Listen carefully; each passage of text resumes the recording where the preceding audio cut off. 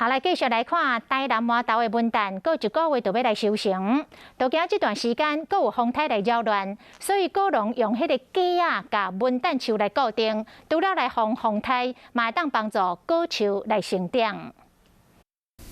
画面中会使看到文旦树和风吹甲伊厉害，因为文旦是惊风吹，唔惊落雨的农作物。为了避免这款情形，农友就用这个架啊，将这个树啊建立，会使预防落果，当然嘛会使方便收成。这样子它比较有支撑力啦，也可以防风，然后再说以让把个减少那个摩擦，固定它的位置，那你的果品会比较好。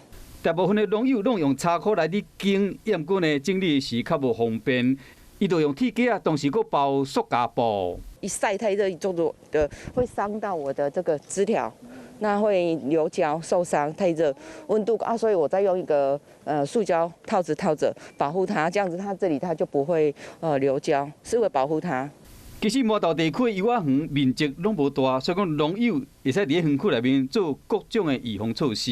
因为油仔咱知影，它一年才一收而已，上辛苦的即摆哪个去风透去都无去啊，所以他们都做最好的保护这样子。愈来愈晚采收期，总干事嘛提醒农友要注意加强排水，避免受到风台影响。